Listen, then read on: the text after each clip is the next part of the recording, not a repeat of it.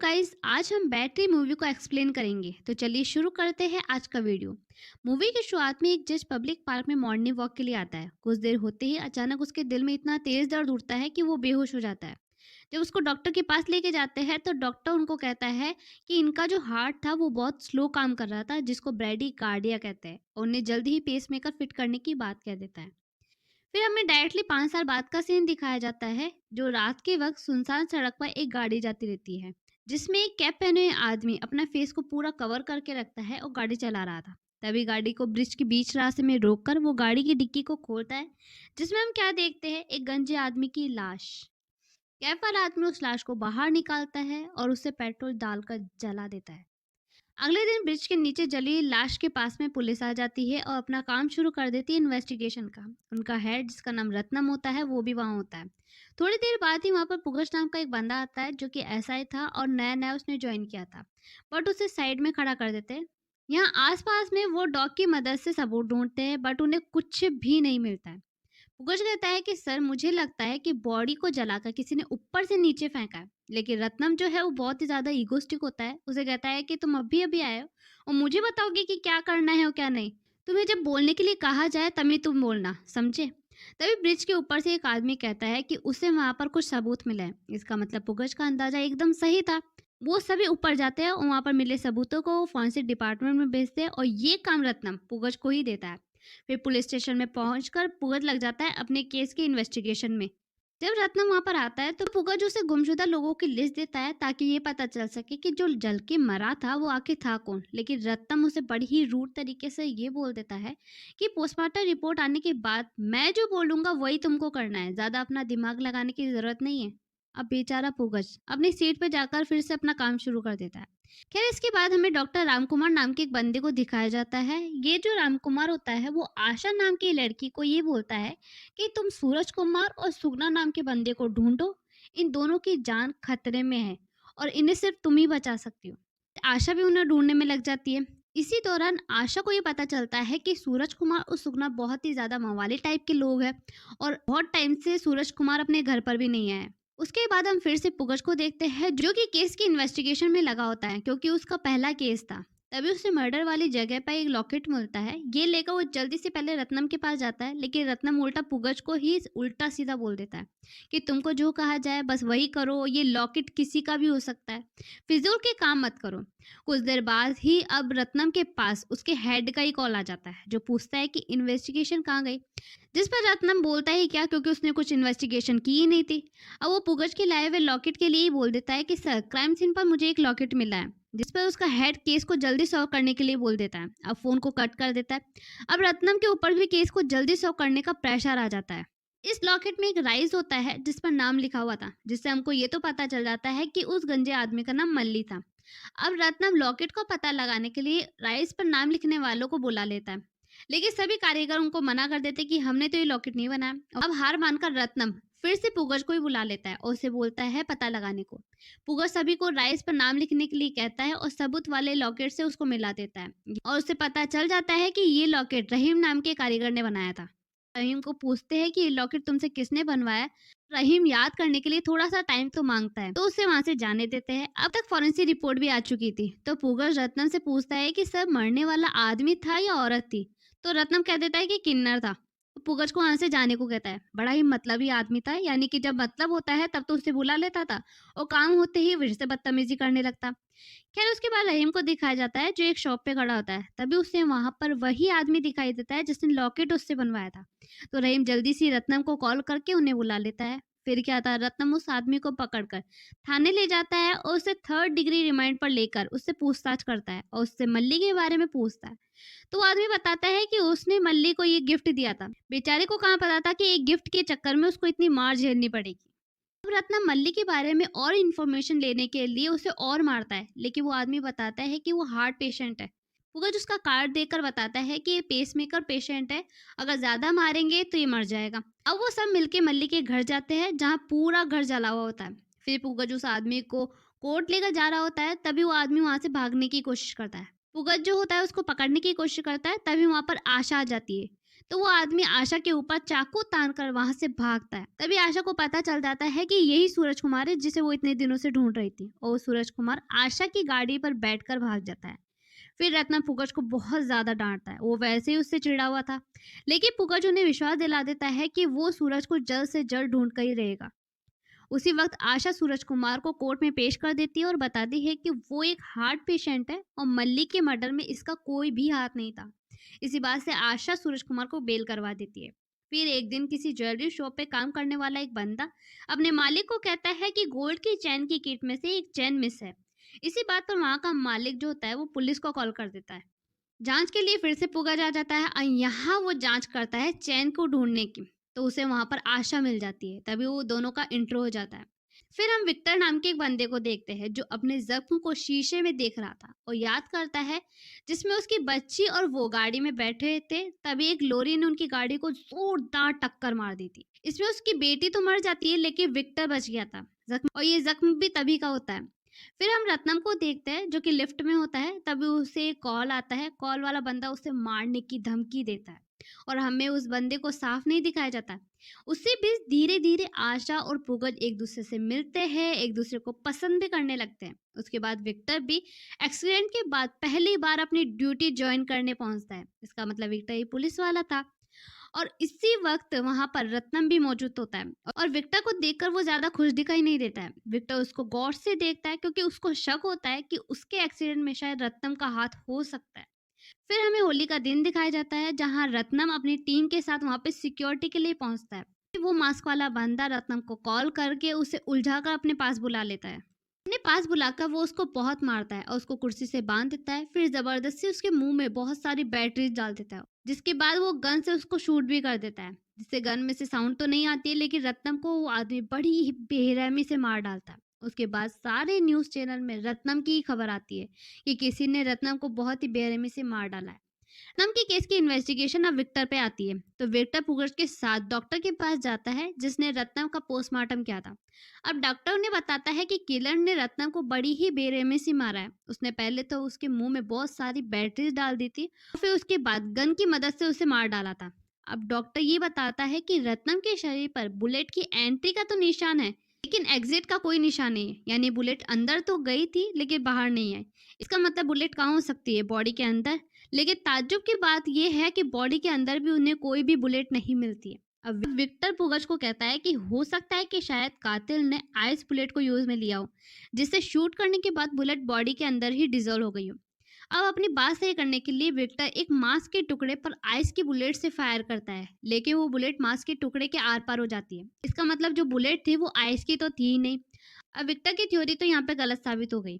अब अगले सीन में डेविड नाम के एक बंदे को दिखाया जाता है और वो फिर से वही मास्क वाला बंदा डेविड को भी कॉल करके उसे भी मारने की धमकी दे डालता है।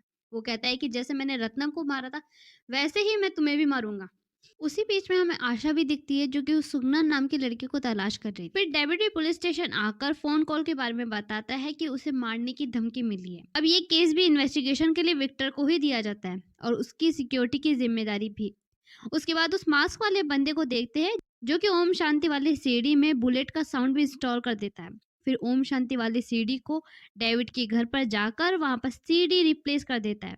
अब नेक्स्ट डे डेविड भी उस सीडी को चलाकर ध्यान करने बैठ जाता है। सारे पुलिस वाले डेविड के घर के बाहर होते ही ये सिक्योरिटी के लिए, तभी डेविड के घर के अंदर से बुलेट की आवाज आती है, तो सभी पुलिस वाले घर के अंदर की तरफ भागते हैं। लेकिन वो किलर पुगज पर हमला करके वहां से भाग चुका होता है। सभी पुलिस वाले किलर को पकड़ने के लिए उसके पीछे भागते हैं। तभी वो मास्क वाला बंदा डेविड के पास आ जाता है और उसको बहुत बुरी तरीके से मारता है। फिर वो डेविड के मुंह के अंदर बहुत सारी बैटरीज डाल के अपने गन से उसे शूट कर देता है, जिससे डेविड की वहीं मौत हो जाती है। अब इसके बाद हमें ये बात पता चलती है कि वो मास्क वाला बंदा जो सभी को मार रहा था वो कोई और नहीं बल्कि पुगच ही है। डेविड की मौत के बाद जैसे ही विक्टर को पता चलती है तो वो वहां पहुंच जाता है और फिर उसको पता चलता है कि पुगच को चोट लगी है। अब डेविड का भी पोस्टमार्टम होता है और उसके बाद डॉक्टर विक्टर को ये बात बताता है कि उसकी मौत भी उसी तरह हुई है जैसे कि रत्नम की हुई थी। अब यहाँ भी विक्टर के साथ पुगच मौजूद था। जहाँ जहाँ भी विक्टर होता है वहाँ वहाँ पुगच जरूर होता है। अब विक्टर डेविड की बॉडी में हाथ डालकर छोटे छोटे बोन्स को बाहर निकालता है और डॉक्टर को दिखाने लगता है और पूछता है कि ये क्या है। तो डॉक्टर बताता है कि सर हो सकता है कि बोन्स के टुकड़े हैं, हो सकता है कि गोली मारते वक्त पहुंच चकनाचूर हो गई हो। खैर, दूसरे दिन डेविड का अंतिम संस्कार होता है जहां विक्टर और पुगच भी जाते हैं। यहीं पर डेविड का एक फ्रेंड भी होता है, अर्जुन। अर्जुन और डेविड की वाइफ विक्टर और पुगच को बहुत ज्यादा सुनाते हैं कि तुम लोगों पर भरोसा करने का कोई फायदा ही नहीं मिला। वो किलर आया और उसको मारकर चला भी गया और तुम लोग कुछ भी नहीं कर पाए। फिर डेविड की वाइफ वहां से चली जाती है बड़े ही गुस्से में। फिर विक्टर अर्जुन से पूछता है कि किलर ने रत्नम और डेविड को एक ही तरीके से मार डाला है, तुम्हारे और रत्नम के बीच में कोई कनेक्शन था? तो अर्जुन बताता है कि हाँ। अर्जुन बताता है कि मैं और डेविड एक ट्रस्ट के लिए काम करते हैं और हमारे प्रोग्राम्स की सिक्योरिटी के लिए रत्नम आया करता था। फिर उसके बाद पुगच को ये बात पता चलती है कि विक्टर के हाथ में ओम शांति वाली सीढ़ी रख चुकी है, तो बड़ी ही चालाकी से पुगच उस सीढ़ी को रिप्लेस कर देता है। यहाँ विक्टर डेविड के मर्डर के बारे में सोचता रहता है, फिर कहता है कि हम इस सीन को दोबारा से रिक्रिएट करेंगे, तो सभी मुझे वो सब कुछ करके बताओ जो उस दिन हुआ था। फिर पुगच और सभी पुलिस वाले उस सीन को रिक्रिएट करते हैं। उसी की रात विक्टर पुगच को एक जगह पर बुलाता है। वो कहता है कि पुगच, मैं तुम्हें एक सीक्रेट बताना चाहता हूँ। ब्रिज के पास जो लाश मिली थी, उस बंदे का मर्डर मैंने ही किया है और वो लाश मल्लेश्वर की थी, क्योंकि मेरा और मेरी बेटी का जो एक्सीडेंट था वो मल्लेश्वर ने जानबूझकर किया था। मेरा एक्सीडेंट करने के बाद में जब वो मुझे चेक करने आया था कि मैं मरा हूँ या नहीं, तभी मल्लेश्वर रत्नम को कॉल करके ये बता रहा था कि सर, काम हो चुका है। लेकिन उस एक्सीडेंट में मैं बच गया था, बट कोमा में चला गया था। मैं कोमा में हूँ ये बात सिर्फ डीएसपी को ही मालूम थी। जब मैं ठीक हो गया था तो सबसे पहले मैंने मल्लेश्वर को मारा। उसके बाद बस मैं ये जानना चाहता था कि आखिर रत्नम मुझे क्यों मारना चाहता था, लेकिन इसी बीच में किसी ने रत्नम की ही जान ले ली। और ये सब सुनकर पुगच विक्टर को पूछता है कि सर, ये सब आप मुझे क्यों बता रहे हो? तो विक्टर कहता है कि देखो, मैंने जो हत्या की थी उसके बारे में मैंने तुम्हें बता दिया, अब तुम बताओ कि तुमने ये हत्या क्यों की है। देखो, मुझे पता है कि रत्नम और डेविड को तुमने ही मारा है। जब हमने सीन को रिक्रिएट किया था तब मुझे ये बात पर शक तो हो गया था, क्योंकि किलर को बस तुमने ही देखा था और किसी ने नहीं देखा था। फिर मैंने तुम्हारे बारे में पता लगाना शुरू किया और फिर मुझे ये बात पता चली कि तुम जब स्कूल में थे तब से ही गन्स पर एक्सपेरिमेंट कर रहे हो। और फिर हमें ये बात पता चलती है कि पुगच बोन्स का इस्तेमाल बुलेट बनाने में करता था। इसका मतलब पुगच बोन्स से बुलेट बनाकर ही ये सारे कत्ल कर रहा था और इसीलिए जब पोस्टमार्टम होता था तो डॉक्टर को बुलेट ही नहीं मिलती थी और वो यही सोचते थे कि शायद ये हड्डियों के टुकड़े शूट करते वक्त हो गए हो। तो ये बताकर विक्टर ये कहता है कि अब बताओ तुमने उन दोनों को क्यों मारा था। तभी एक मास्क वाला बंदा आकर विक्टर पर गोली चलाता है, जिसे देखकर पुगच विक्टर को तो बचा लेता है, लेकिन विक्टर के हाथ पे गोली लग जाती है। पुगच उस मास्क वाले बंदे को पकड़ने के लिए भागता है। फिर दोनों के बीच में बहुत हाथापाई होती है। उसी वक्त पुगच मास्क वाले बंदे के हाथ पे एक टैटू बना हुआ देखते हैं, लेकिन वो मास्क वाला बंदा पुगच के हाथ से निकलकर भाग जाता है। दूसरे दिन वही मास्क वाला बंदा पुगच को फॉलो करता है। जब पुगच किसी रेस्टोरेंट में बैठा होता है, उसी वक्त वो मास्क वाला बंदा पुगच के मोबाइल को चुराकर वहां से चला जाता है। तभी आशा पुगच को कॉल करती है कि मैं किसी मॉल में हूँ और प्लीज मुझे आकर यहाँ पर मिलो। और अभी ये जो कॉल है वो मास्क वाला बंदा अटेंड करता है। दूसरी तरफ पुगच को ये बात पता चल चुकी होती है कि उसका फोन मिसिंग है, तो वो साइबर वालों को कॉल करता है और फोन की लोकेशन को पता करने के लिए बोलता है। उस मॉल में वो मास्क वाला बंदा आशा को मारने का ट्राई करता है और उसी वक्त पुगच भी वहां पे पहुंच जाता है। पुगच आशा को तो बचा लेता है, लेकिन वो मास्क वाला बंदा फिर से उसके हाथों से निकल जाता है। फिर रात होने पर पुगच विक्टर और आशा को अपनी बीती जिंदगी के बारे में बताता है कि उसने ये हत्याएं क्यों करी, इससे उसका क्या लेना देना है। फिर सीन फ्लैशबैक में जाता है जब पुगच पुलिस की ट्रेनिंग कर रहा था। तब पुगच की एक छोटी बहन भी होती है, अम्मू, जो कि बैडमिंटन खेलते खेलते वहीं गिर जाती है। उसको हॉस्पिटल ले जाया जाता है तो डॉक्टर कहते हैं कि उसे हार्ट की प्रॉब्लम है, पर डॉक्टर राम कुमार अम्मू के दिल में पेसमेकर फिट करके उसकी जान बचा लेता है। उसके कुछ दिनों बाद ही अम्मू एकदम फिट हो जाती है। वो दोबारा से अपनी नॉर्मल जिंदगी जीने लगती है। जब दोबारा वो बैडमिंटन खेल रही होती है तो उसी गेम के दौरान अम्मू फिर से गिर जाती है और वहीं उसकी मौत हो जाती है। अम्मू की मौत के बाद पुगच और उसकी सारी फैमिली एकदम टूट जाती है। फिर एक दिन डॉक्टर रामकुमार पुगच को अपने पास बुलाकर कहता है कि अम्मू की मौत के बाद में मैंने उसकी बॉडी में से पेसमेकर निकालकर उसे टेस्ट किया था। तब मुझको ये बात पता चले कि अम्मू की जो मौत हुई थी वो नॉर्मल थी ही नहीं। पेसमेकर में बैटरी खत्म होने की वजह से अम्मू की मौत हो गई थी। डॉक्टर कहते हैं कि ज्यादातर पेसमेकर की बैटरी की लाइफ 5 साल होती है, लेकिन डॉक्टर पेशेंट की सेफ्टी के लिए उस पेसमेकर की बैटरी को हर 4 साल में ही चेंज करने की कोशिश करते हैं। लेकिन अम्मू के केस में तो 1 महीने में ही बैटरी डेड हो गई। जब मैंने उस पेसमेकर के बारे में कुछ रिसर्च की तो मुझे ये बात पता चली कि 5 साल पहले इसी पेसमेकर को मुंबई के एक जज की बॉडी में प्लांट किया गया था। ये वही जज होता है जो कि मूवी की शुरुआत में हमें दिखाई दिया था। लेकिन कुछ दिनों बाद ही उस जज की मौत हो जाती है, जिस वजह से उनकी फैमिली ने उसके पेसमेकर को एक ट्रस्ट को डोनेट कर दिया था। लेकिन ट्रस्ट वालों ने पैसों के लालच में उसकी बैटरी चेंज करे बिना ही उसे मार्केट में लॉन्च कर दिया। इत्तेफाक से मैंने उसी ट्रस्ट से 2 पेसमेकर खरीदकर अपने 2 पेशेंट्स की बॉडी में प्लांट किए थे। शायद अब उन दोनों की जान भी खतरे में है। अब डॉक्टर कहते हैं कि पहले मैं उस ट्रस्ट के बारे में सब कुछ पता करूंगा और तुम भी अपनी स्टडी को खत्म कर लो। उसी बीच पुगच को एक दिन रामकुमार की तरफ से एक वॉइस मैसेज आता है। इसमें रामकुमार ये बताता है कि मैंने उस ट्रस्ट के बारे में सबूत हासिल करके रत्नम से मुलाकात करके उसे सब कुछ बताया था।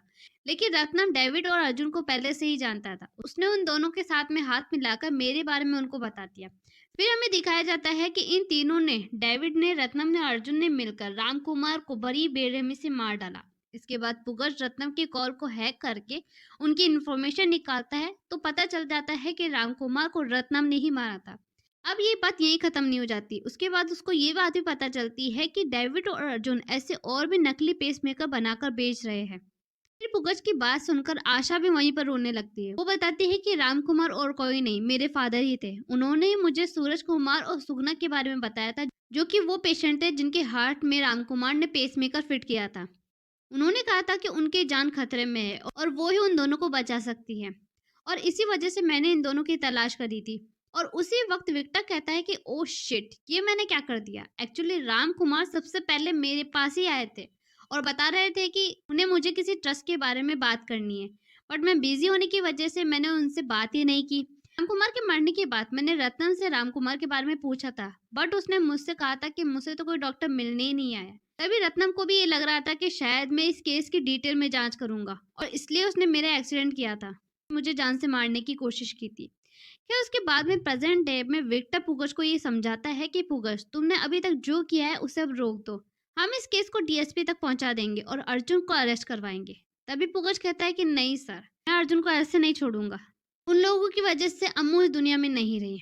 उसके बाद हमें ये बात पता चलती है कि मास्क वाला बंदा जो कि विक्टर पर हमला कर रहा था, वो और कोई नहीं था बल्कि अर्जुन ही था। पुगच जब अर्जुन के पास पहुंचने वाला होता है, उससे पहले ही विक्टर अर्जुन के पास पहुंच जाता है और विक्टर उसे कहता है कि तुम्हें पुगच से खतरा है, तुम चुपचाप मेरे साथ पुलिस स्टेशन चलो, जेल जाओगे तो वहीं सेफ रहोगे। जब विक्टर गाड़ी में बैठता है तभी उसके पीछे इंजेक्शन चुभ जाता है। इंजेक्शन चुभने की वजह से विक्टर वहीं पर बेहोश हो जाता है, और इस इंजेक्शन को प्लान करने वाला कोई और नहीं था बल्कि पुगच ही था। खैर उसके दूसरे दिन पुगच और विक्टर शूटिंग की जगह पर जाकर शूटिंग की प्रैक्टिस करते रहते हैं।